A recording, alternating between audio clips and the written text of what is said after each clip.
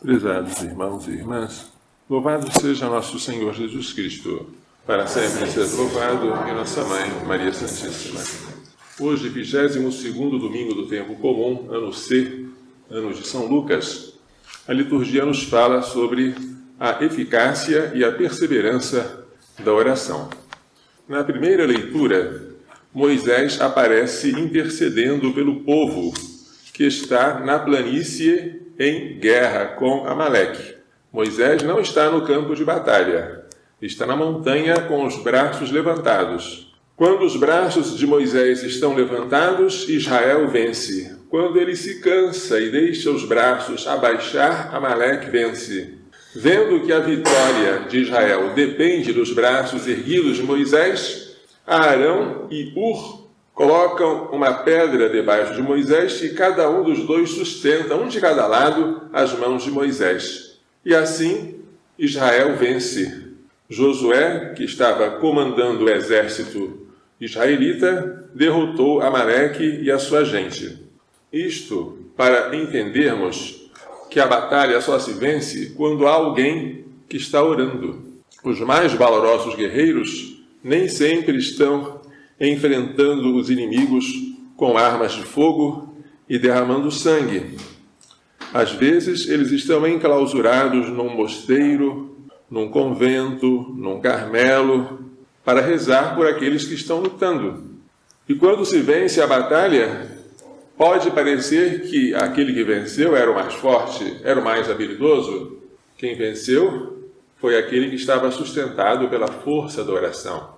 A oração é a base e o fundamento de tudo. Ela é tão importante que os santos diziam de maneira taxativa e categórica: quem reza se salva e quem não reza se condena. E quando alguma coisa vai mal na nossa vida, a primeira pergunta que devemos fazer é esta: que valor ocupa a oração na minha vida? Eu rezo muito ou pouco? Eu acordo de madrugada, bem cedo para rezar?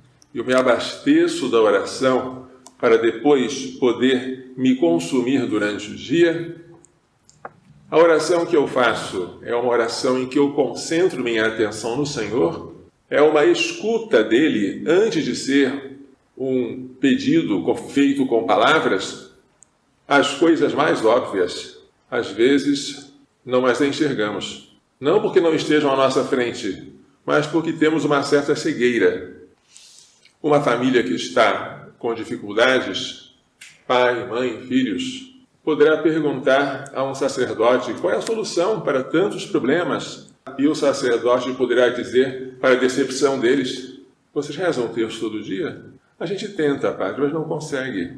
Nossa agenda não se encontra, dificilmente estamos juntos. Mas, de vez em quando, a gente reza.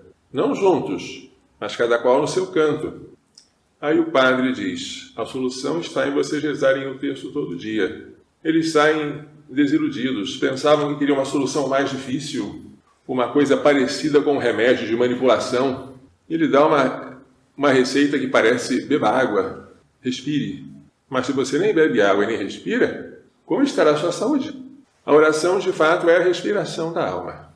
Quando alguma coisa está errada, verifique como está a oração. Quando certa vez o bispo de Uruaçu, hoje emérito, Dom José Chaves, pregou um retiro para nós da Diocese de Anápolis, faz muitos e muitos anos, ele fez uma palestra sobre a oração.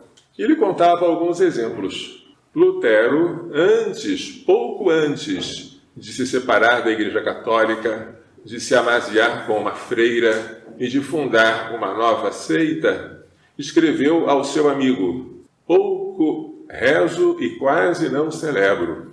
O que ele fez foi uma consequência do seu abandono da oração.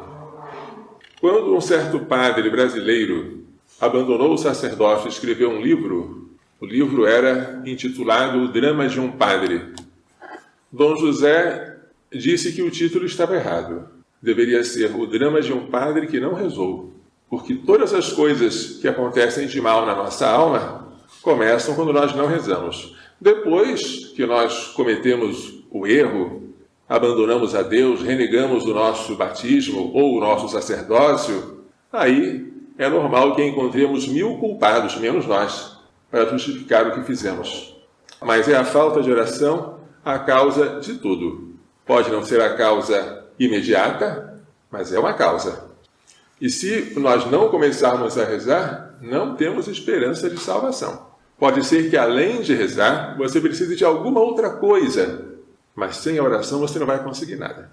A segunda leitura é uma severa advertência de São Paulo a Timóteo, o seu discípulo preferido, sobre a doutrina que ele recebeu e que ele deve transmitir aos outros, sobre o respeito que ele deve ter pelas Sagradas Escrituras, que foram inspiradas por Deus e que são úteis para ensinar, argumentar, corrigir, educar na justiça. E por isso São Paulo insiste a Timóteo: proclama a palavra, insiste, oportuna ou importunamente, argumenta, repreende, conselha com toda paciência e doutrina. O pregador não pode pecar pelo silêncio quando ele deve falar. O silêncio pode ser por vergonha, por covardia ou por medo, mas o silêncio tem um ônus. Aquele que você deveria instruir não é instruído. Aquele que você deveria aconselhar não recebe um bom conselho. Aquele que você deveria corrigir não se corrige, por falta de alguém que falasse. O pregador não fala suas próprias palavras, ele é instrumento de pregação da palavra de Deus. Mas como São Paulo dizia, ai de mim se eu não evangelizar, ele diz aqui a Timóteo, proclama oportuna ou importunamente. Se aqueles que nos ouvem não quiserem nos seguir, paciência, já fizemos a nossa parte. Mas se nós nem sequer exortamos, a culpa não é só deles, é nossa também. O Evangelho traz hoje, segundo São Lucas, a parábola da viúva importuna. São Lucas é o evangelista que mais fala sobre a necessidade da oração.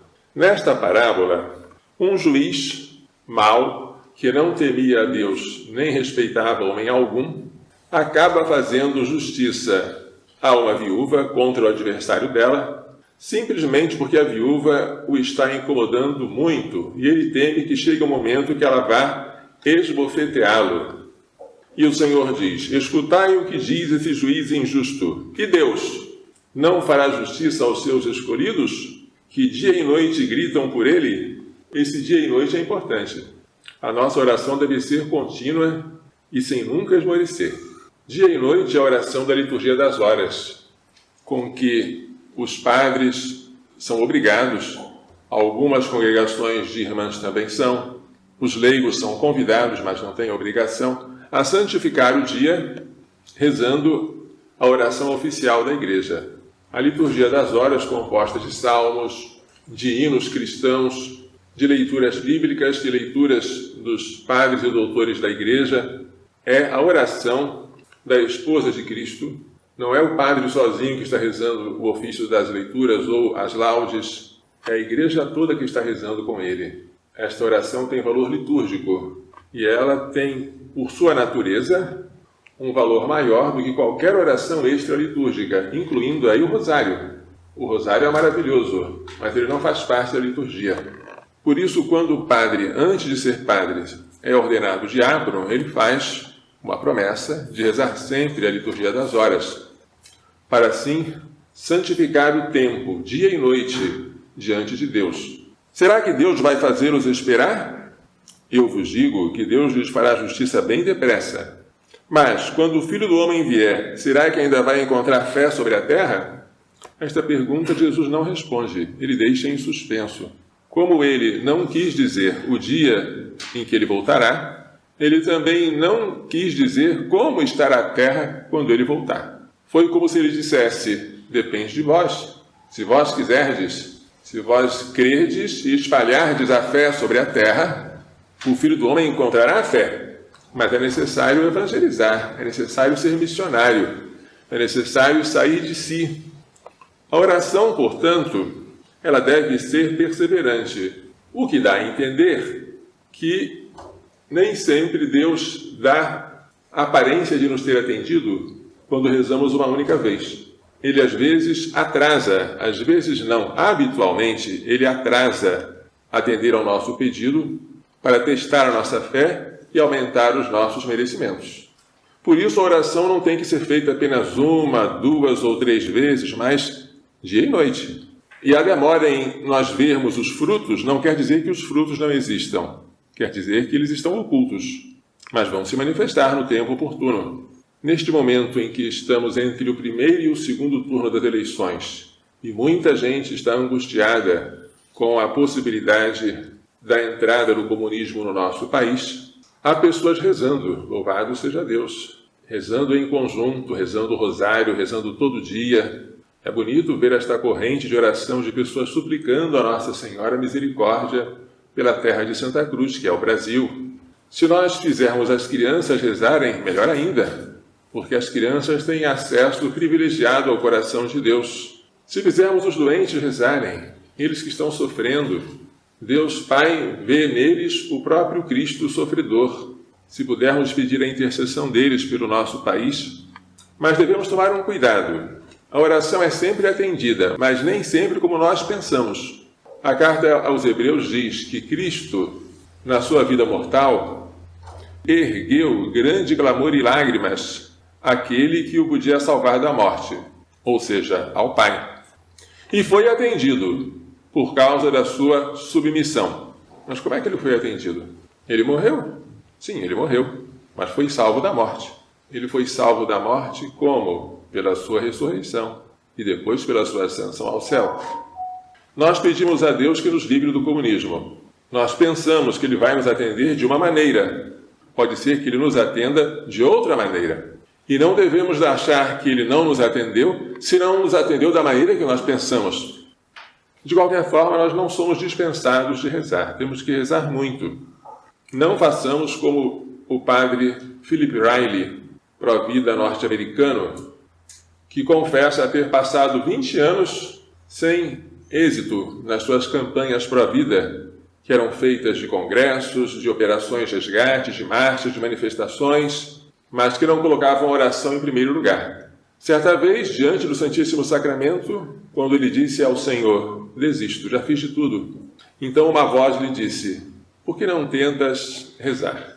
Por que não colocas a oração em primeiro lugar? Foi aí que ele mudou de estratégia totalmente. Primeiro a oração, o jejum, a mortificação, a adoração contínua ao Santíssimo Sacramento ao lado das clínicas de aborto. Aí o sucesso foi retumbante. A diferença foi imensa, porque ele aprendeu a rezar. Demorou 20 anos, mas aprendeu. E nós? Vamos demorar 20 anos para aprender que certa espécie de demônios só se expulsa com oração e jejum? Uma coisa importante, além da oração e além do jejum, é a nossa conversão. Porque quando os habitantes de Nínive foram livres do castigo com que Deus ameaçara a cidade, os ninivitas não apenas jejuaram. É verdade que eles fizeram um jejum severo, mas o rei de Nínive também disse que cada um se converta de seu mau caminho. Quem sabe o Senhor se compadecerá de nós e deixará de nos castigar. Então o jejum e a oração têm que ser acompanhados de uma conversão. E nenhum de nós pode dizer: eu não preciso me converter.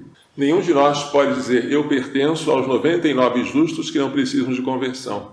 Porque a conversão é necessária até o último instante da nossa vida. Nós, que temos a natureza fraca, fomos redimidos, mas conservamos a tendência ao pecado, não podemos, ensina-nos a Igreja, evitar para sempre os pecados veniais. Os mortais, sim, totalmente e para sempre. Os veniais não conseguimos. Eles são como a poeira que se agarra ao nosso corpo. Todo dia temos que limpá-la.